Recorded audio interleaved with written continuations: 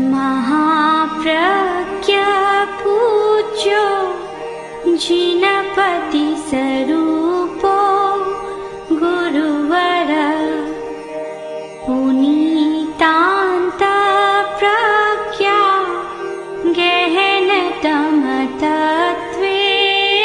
निपुणा श्रुतस्वाध्यायेन सुविदितरहस्यो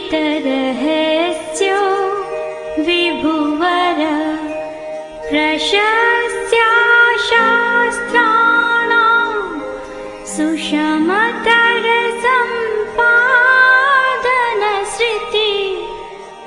महाप्रज्ञा पूज्यो जिनपति स्वरूपो गुरुवर। हम चलते हैं, एक के बाद दूसरा गांव आता है, एक के बाद दूसरा आदमी सामने आता है। मैं मनुष्यों को पढ़ने का प्रयत्न भी करता हूं। यद्यपि फेस रीडिंग मेरा विषय नहीं है, किंतु आभा मंडल जरूर मेरा विषय है। हम आदमी को देखें, उसके रूप रंग आकार को नहीं, उसके आभा मंडल को देखें। मैंने प्रयत्न किया और मुझे लगा, और जो समस्या सत्ता के शीर्ष पर बैठे व्यक्ति में, उद्योग के धन के शीर्ष पर बैठे व्यक्ति में है, वही समस्या एक गरीब आदमी में भी है। आदमी आखिर आदमी है और समस्या कोई बाहर से नहीं आती, समस्या भीतर से पैदा होती है, हमारे मस्तिष्क में पैदा होती है। हमने यदि समस्या को सुलझाने के लिए मस्तिष्क विद्या का उपयोग किया होता तो शायद सरलता से समस्याएं सुलझाई जा सकती थी। नए विषय हैं दोनों हमारे सामने, साइकोलॉजी का और मस्तिष्क विद्या का, किंतु दोनों इतने काम के हैं अहिंसा के विकास के लिए, हिंसा की रोकथाम के लिए, कि केवल धर्म का उपदेश देने से काम नहीं चलता। जब तक मस्तिष्कीय परिवर्तन नहीं होता और जब तक मानसिक समस्याओं का समाधान नहीं होता, तब तक हिंसा की बात वहीं रह जाती है। हम जहां भी गए सब लोगों के बीच में रहे। हम उन लोगों के बीच में रहे जिनको लोग कट्टरवादी मानते हैं। मुस्लिम समाज के ट्रस्टों द्वारा संचालित विद्यालयों में उन्हीं के बीच में रहे और दिन भर रात भर उनसे बातें चीतें हुई, उनके साथ रहे, उनको भी समझने का प्रयत्न किया। मुझे लगता है कि अहिंसा की एक सबसे बड़ी समस्या है कि हमारा संवाद नहीं है, सीधा संवाद नहीं है। हम परोक्षतः काम लेते हैं, कान से सुनी हुई बात ज्यादा आती है और परोक्षतः साक्षात नहीं होता। भारतीय दर्शन में साक्षात्कार का बहुत बड़ा महत्व है, प्रत्यक्ष प्रमाण और परोक्ष प्रमाण। तो वहां कहा गया प्रत्यक्षम ज्येष्ठम प्रमाणम। परोक्ष प्रमाण गौण प्रमाण है, ज्येष्ठ प्रमाण है प्रत्यक्ष प्रमाण, जो साक्षात होता है। हम एक मुस्लिम संस्था के भाई से बात कर रहे थे। उन्होंने कहा कि हमने यह संकल्प लिया है कि चाहे कुछ भी हो जाए हम अपने गांव में हिंसा नहीं होने देंगे। बड़ी दृढ़ता के साथ कहा। तो मैं देखता हूं कि हम लोग आदमी के कपड़ों को देखते हैं और उपाधियों को देखते हैं। ये उपाधियां इतनी लग गई, इतनी जातियां हो गई, इतनी जातियों ने और इतने संप्रदाय हो गए, इन संप्रदायों ने और इतने दल हो गए कि इन दलों ने आदमी को इतना दूर कर दिया, जबकि होना चाहिए था निकट, और कर दिया है दूर।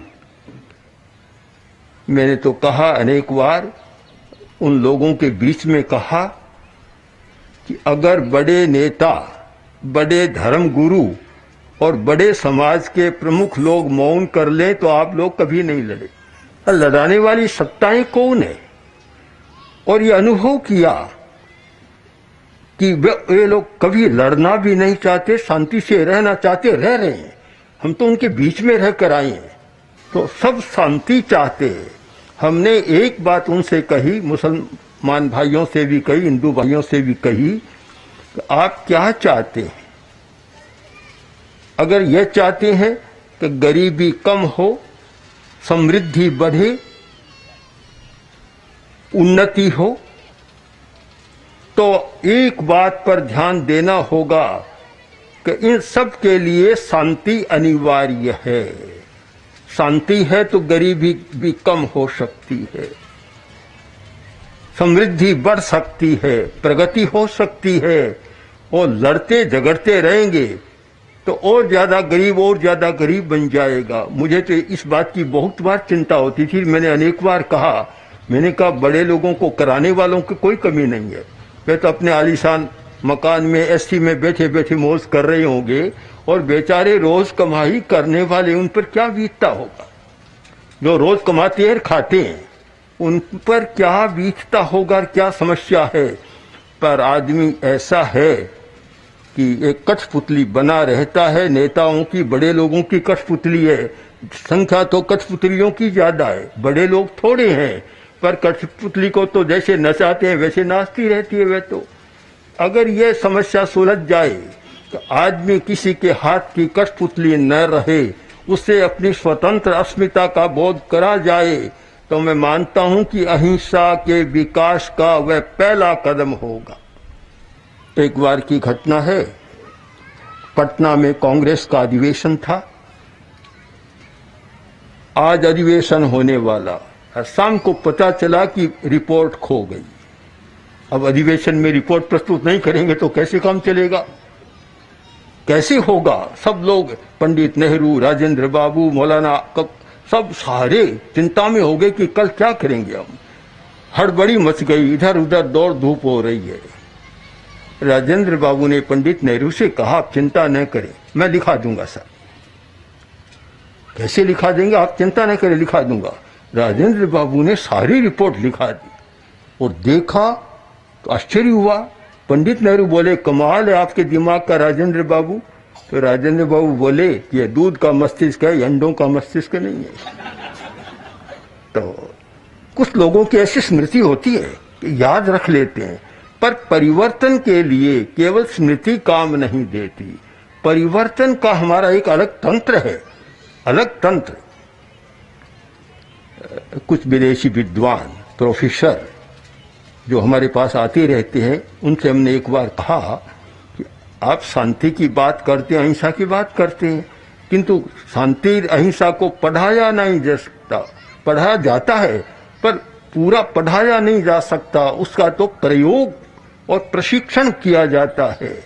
सारी बात बताई वैज्ञानिक स्तर पर कि किस प्रकार, जब तक आप एड्रिनल ग्लैंड के स्राव को संतुलित नहीं करेंगे और जब तक नाड़ी तंत्रीय संतुलन नहीं होगा, अनुकंपी परानुकंपी, सिंपैथेटिक पैरासिम्पैथिक नाड़ी तंत्र का संतुलन नहीं होगा, और जब तक ग्रंथियों के स्राव हार्मोन्स का संतुलन नहीं होगा, आप आदमी के स्वभाव को बदल नहीं सकते। ये बात उनके समझ में आई और विदेश में उन लोगों ने इस पर काम किया और लिख रहे हैं, और जो हमने कहा उसके आधार पर उन्होंने लिखा है।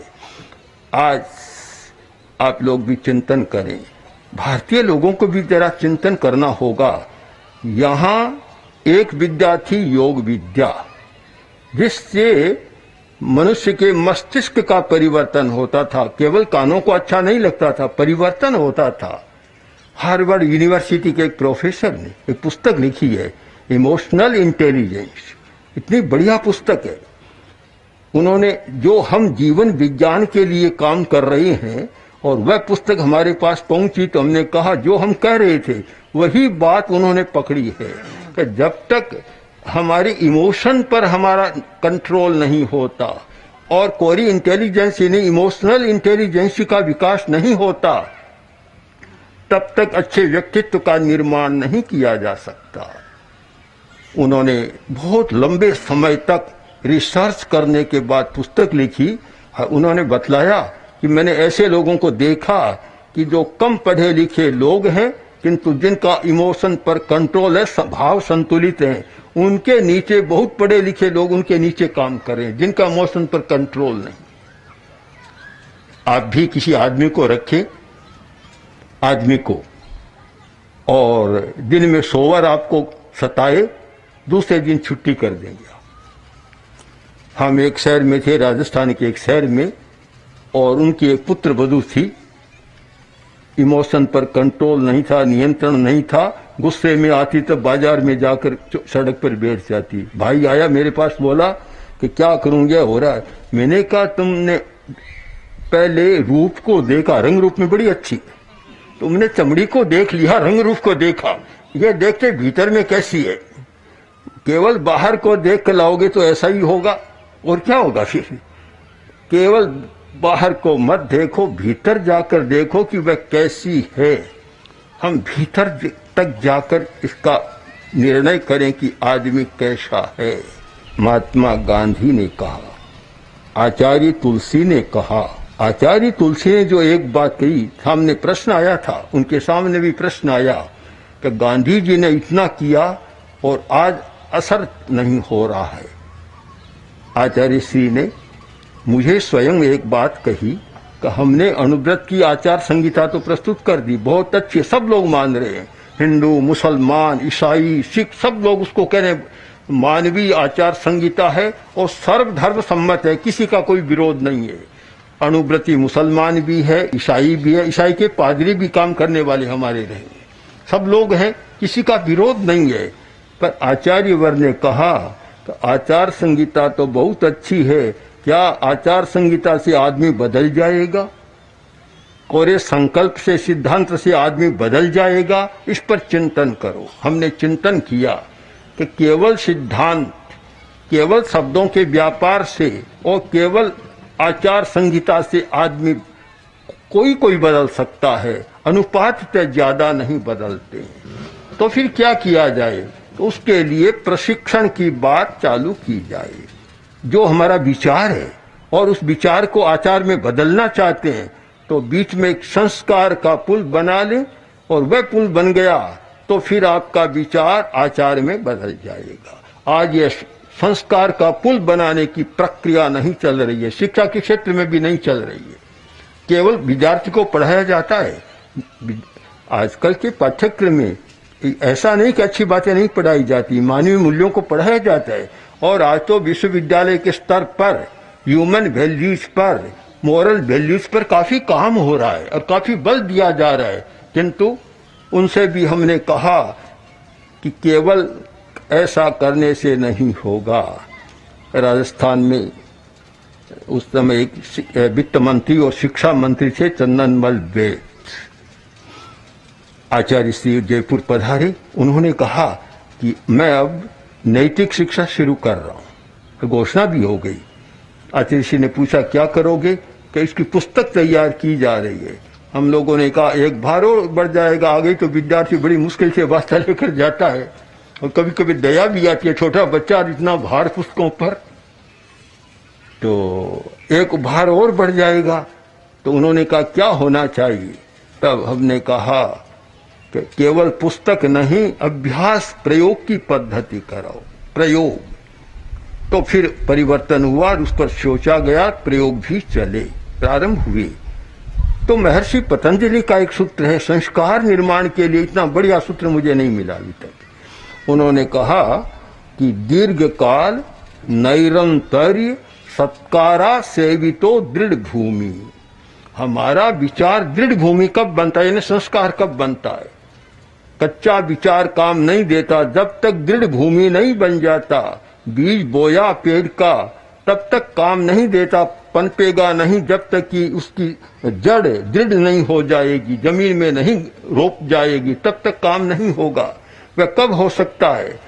एक बात कोई ले लिया कि मैं अनावश्यक हिंसा नहीं करूंगा, एक विषय को लिया, अब 1 महीना, 2 महीना, 3 महीना, दीर्घ काल तक रोज और श्रद्धा के साथ आप इस संकल्प को दोहराएं, इसका सजेशन दें।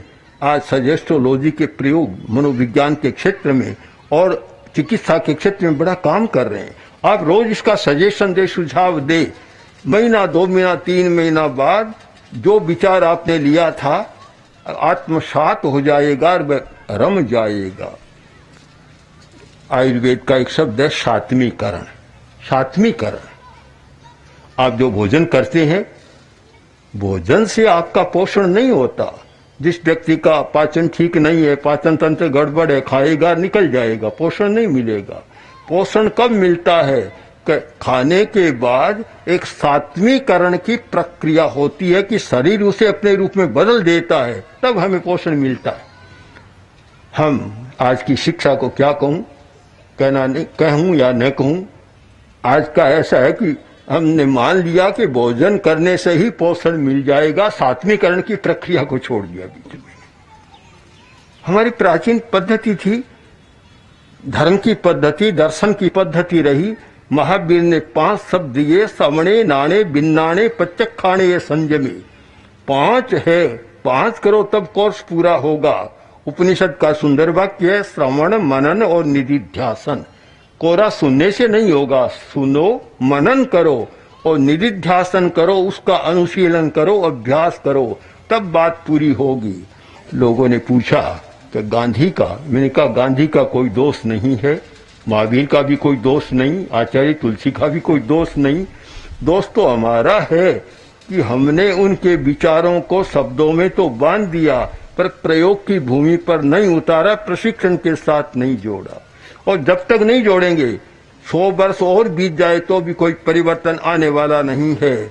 और यह मैं अनुभव के आधार पर दृढ़ता पूर्वक कह सकता हूं कि अगर प्रशिक्षण प्रायोगिक चले, कोरा सैद्धांतिक नहीं, प्रायोगिक प्रशिक्षण अभ्यास का चले, तो 100 में 50 व्यक्ति तो जरूर बदल जाएंगे। हो सकता है ज्यादा नहीं भी कहूं तो आधे तो बदल जाएंगे। जहां 50 बदल जाते हैं वहां कोई समस्या भी नहीं रहती। इसलिए आप लोग सब चिंतन करें कि अहिंसा को केवल शब्दों तक सीमित न करें, केवल अहिंसा के गीत न गाएं। अहिंसा की प्रासंगिकता तब होगी जब उसके द्वारा हमारी व्यक्ति और समाज की समस्याओं का समाधान मिलता है। मैं मानता हूं चाहे राजनीति का क्षेत्र है, चाहे कोई भी क्षेत्र है, समाधान मिलता है। आप प्रत्यक्ष देख लें कि लोंगोवाल और राजीव गांधी का समझौता नहीं हो रहा था, भारी बाधा आ रही थी। तब गृह मंत्री उस समय के चौहान आचार्य तुलसी के पास आए, आकर बोले कि आचार्य जी आप लोंगोवाल को समझा दें तो ये समस्या टल सकती है, देश का बड़ा भला होगा। उस समय आचार्य तुलसी थे मेवाड़ में, उनको याद किया पंजाब से। हमारे जो दसानी जी, सुकन जी दसानी दूत बनकर गए, उनको लेकर आए, बात की। अब मैंने पहले दिन की बात, हम 5-4 लोग बैठे थे, देखा आचार्य जी ने कहा कि आप लोग राजीव गांधी से बात, आचार्य जी आप जो कहें आपका आदेश मान लूंगा, ये बात आपकी नहीं मानूंगा, नहीं मानूंगा। आखिर होती गई। दूसरे दिन यह स्थिति आई कि आचार्य जी मेरी इच्छा तो नहीं थी, पर मुझे लगता है कि आपका मेरा कोई पूर्व जन्म का संबंध है, मैं पूर्व जन्म में आपका भाई रहा हूं, इसलिए आपकी बात टाल नहीं सकता, मैं बात कर लूंगा। लंबी बात है और तो इतनी चर्चा में नहीं जाऊंगा सारी। एक अहिंसा का प्रयोग होता है। लोकसभा 1 सप्ताह से बंद रही थी, काम बंद था, काम नहीं हो रहा था, बड़ी मखौल हो रही थी देश विदेश में। शिवराज पाटिल उस समय स्पीकर थे, हम लोग दिल्ली में थे उस समय। शिवराज पाटिल आए, आकर बोले आचार्य जी अच्छा नहीं हो रहा है, क्या करें? तो आचार्य जी ने कहा कि कैसे हो सकता है कि आप बीपी सिंह और अडवाणी जी, अटल जी से बात कर लें तो काम हो जाएगा। उसी समय हमने बीपी सिंह को याद किया। बीपी सिंह हमारे बहुत निकट के व्यक्ति हैं पुराने काल से। हमने उनको याद किया और हमने कहा देखिए क्या हो रहा है। उनसे 1 घंटा तक बात की। उन्होंने कहा ठीक है, आपका जो आदेश है मैं कर दूंगा। फिर आडवाणी को किया, आडवाणी जी आए, उनसे बात की, तो उनसे भी हमारा बहुत एक आत्मीय संबंध है। तो हमने उनसे कहा कि देखिए, उन्होंने क्या होगा, बस क्या होगा, आज दोपहर में चालू हो जाएगा, दोपहर में लोकसभा का काम चालू हो गया। तो अहिंसा का प्रशिक्षण और प्रयोग, जब आपके भीतर एक प्रयोग है तो आपकी बात दूसरों तक पहुंच जाएगी। आपके पास कोरा शब्द है, वह शब्द तो कभी जाता है, कभी उल्टा भी कर देता है। तो हम प्रशिक्षण पर जितना बल देंगे उतना ही भारत का भला है, विश्व का भला है और हिंसा को कम करने का एक रास्ता है। अगर यह नहीं करे, कोरे करें, तो कुछ नहीं होगा। आचार्य तुलसी का एक सूत्र था कि धर्म और संप्रदाय, अणुव्रत के माध्यम से इस बात पर बहुत बल दिया गया कि संप्रदाय का नंबर दूसरा है, धर्म का स्थान पहला है। धर्म ऊपर है, संप्रदाय गौण है। अगर राजनीति के लोग भी इस सूत्र को, आचार्य तुलसी के सूत्र को शब्दांतर में पकड़ ले कि दलों का स्थान नंबर 2 है, राष्ट्र का स्थान नंबर पहला है, राष्ट्र को सामने रखे, दलों को नीचे। अब ऐसा न हो कि दलों की दलदल में राष्ट्र को भी फंसा दे, तो मैं समझता हूं बहुत भला हो सकता है। अगर अहिंसा का विकास करना है तो हमें नंबर 2 वाली चीजों को प्रथम नंबर नहीं देना है। अगर सब लोग ऐसा चिंतन करें तो मेरा विश्वास है कि हिंसा को कम करने में और अहिंसा को स्थायित्व देने में हम बहुत सफल हो सकेंगे। ओम श्री महाप्रज्ञ गुरवे नमः।